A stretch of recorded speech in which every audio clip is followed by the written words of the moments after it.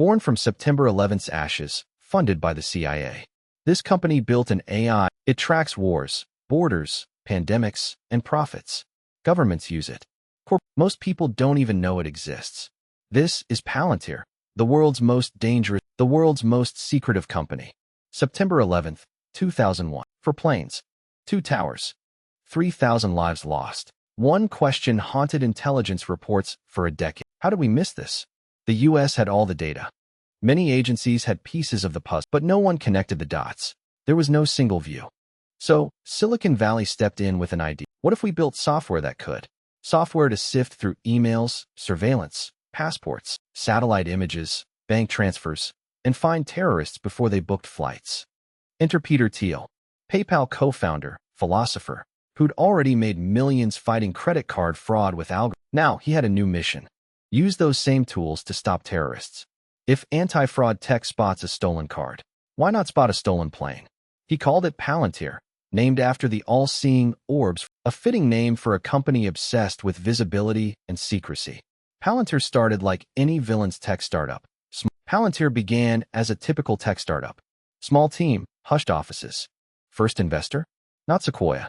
Not Andreessen Horowitz. It was In-Q-Tel, the CIA's own Yes, the CIA has a VC arm. And no, you're not supposed to know that. The goal? Build a platform no human analyst could match. Spot threat, merge messy government data, passports, drone footage, field reports, into one God view. Easier said than done. Early Palantir was buggy, over-engineered. One official said using it was like flying a space shuttle to find agencies resisted.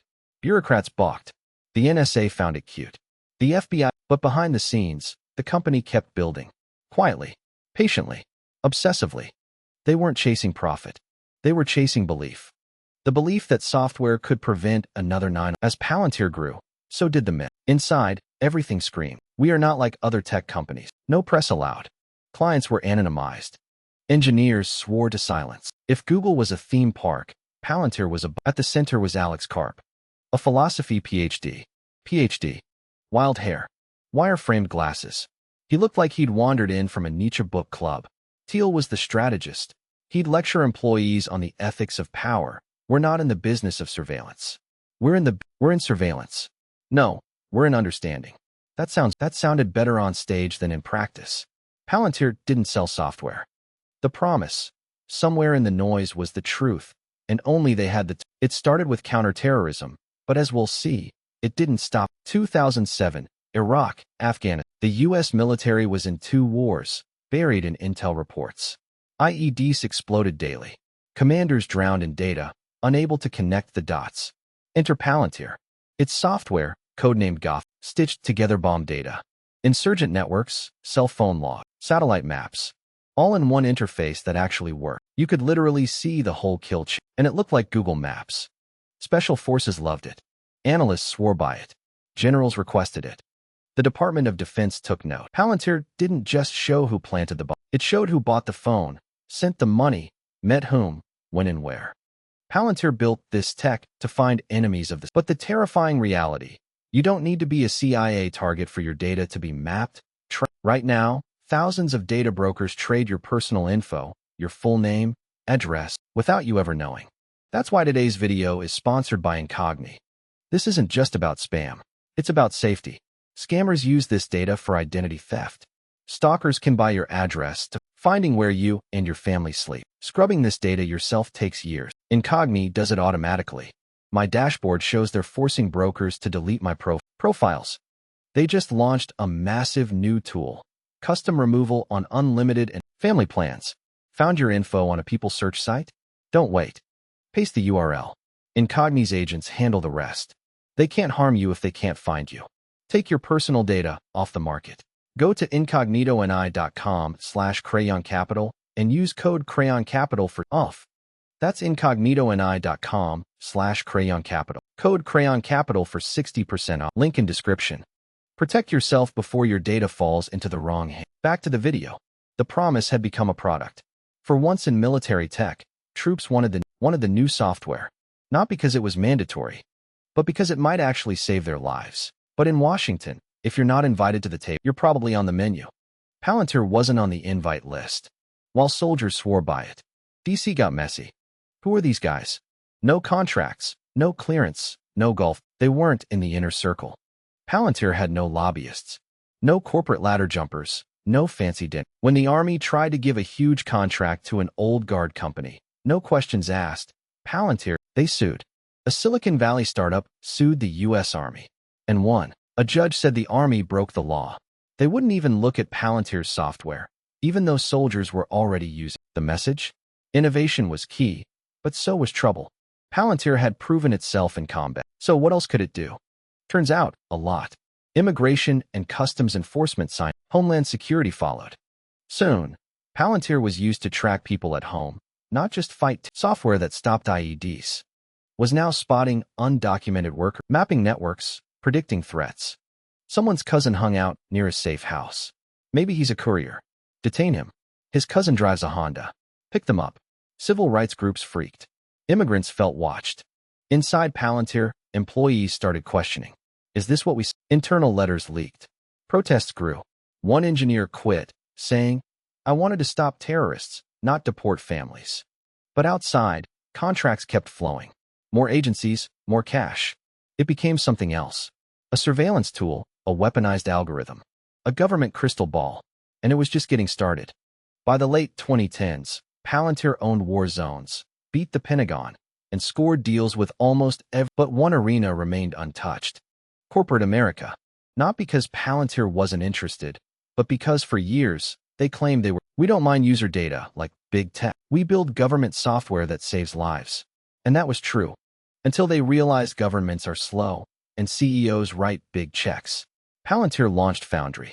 Think Gotham slicker, still powerful, still intense, but now in a suit.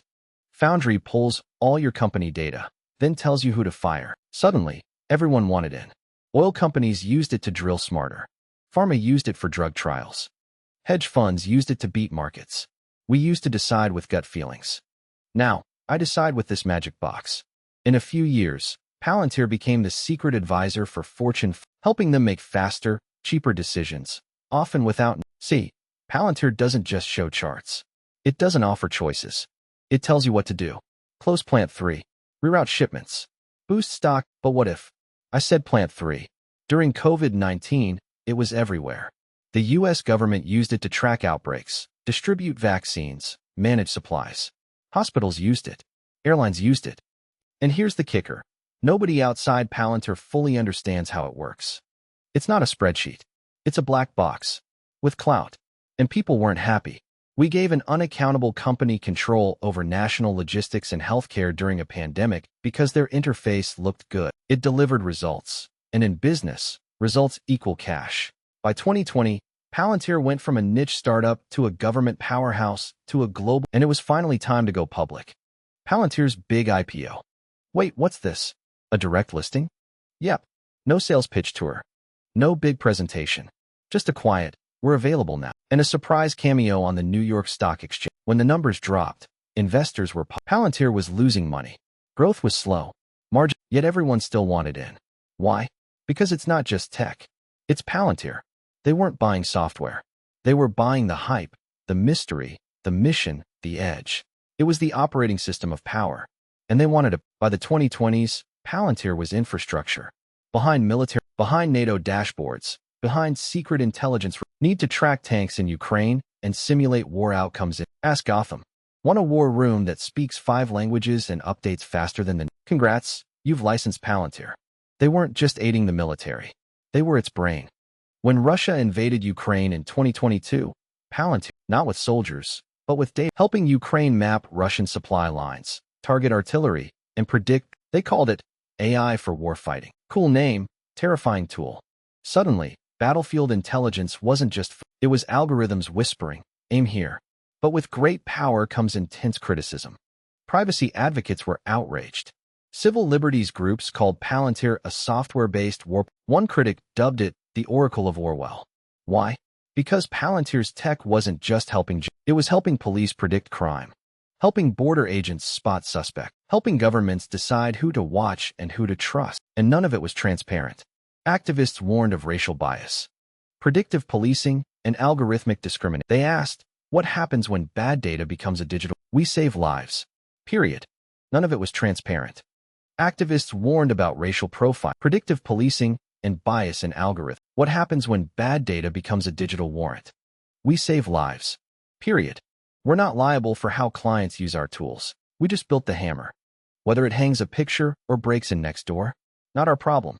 Have a great day. Palantir said they were the good guys. No China. No authoritarian deals. But defense or domination. That line was fading fast.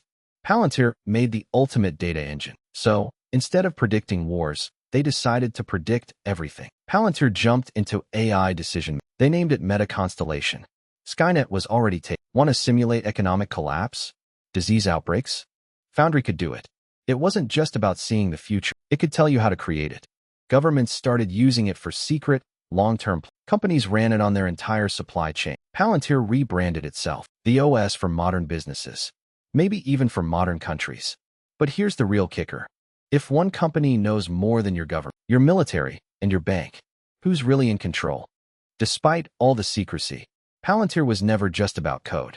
It was about power. The kind that's hidden, unchecked, and always watching. It started with a goal: prevent the next 9/11. A shield, not a sword. But the mission shifted. The next 9/11. A tool to protect, not rule. But the mission blurred. Now it shaping the world it once protected.